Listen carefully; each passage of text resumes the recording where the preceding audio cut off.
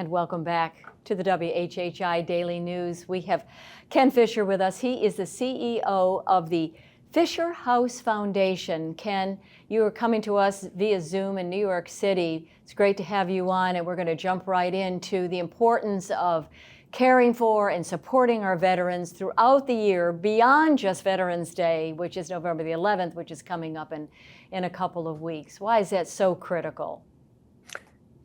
Well, for starters, you have to remember that since 9/11, only 1% of the population served in uniform, which means that 99% of us have no idea what it means to put the uniform on, to be forward deployed, to go into combat. No, we don't have that commonality of experience. Service is a 365-day-a-year proposition. Having just one day, when you consider the sacrifices that these men and women have made, but not only them, but behind every one of them is a family that also serves. So on Veterans Day, 365 days of service and sacrifice, and having just one day to honor that just doesn't seem right to me, which is why I say that it should be, 365-day-a-year honor.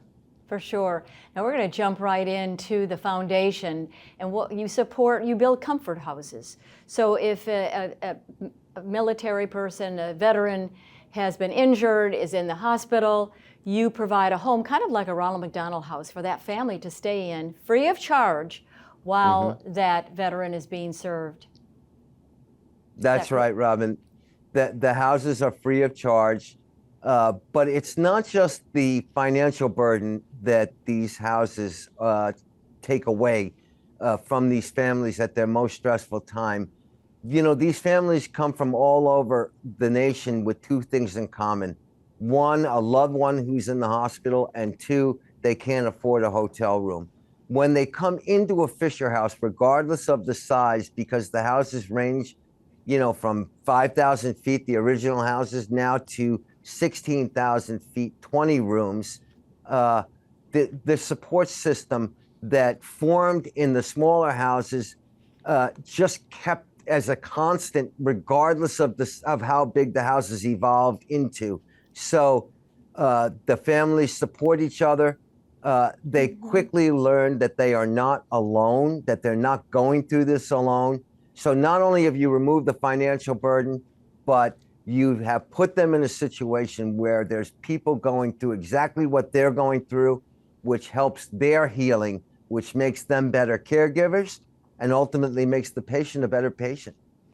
And where exactly are they located throughout the country, Ken? Are they on bases, or are they in military facilities or hospitals?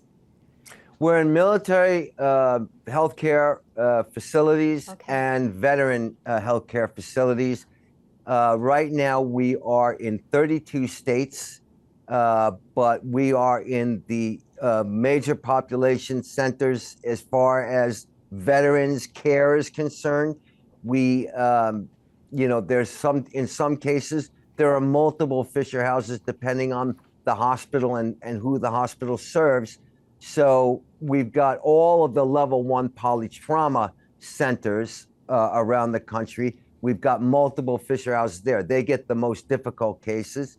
And all the other VAs now, because we're primarily geared towards the VA, because thank goodness we're not forward deployed at this point. And the veterans population is growing every day. So that's where our program is geared towards now, is it for the veterans. But, again, it's the constant, whether it's Department of Defense or VA, you're removing a financial burden and you're helping with the emotional healing as well. Well, very good. Thank you for this great work that you're doing and the foundation. And certainly if anyone wants to support it, you certainly can by going to the website. You've had a great background supporting veterans throughout your career, sir. Thank you for being with us on our newscast. Thank you, Robyn. Thanks for having me. Thank you. And that's a wrap for this edition of the WHHI Daily News. I'm Robyn Zimmerman. Thank you all so much for watching. Stay safe and healthy, and we'll see you next time. Bye-bye.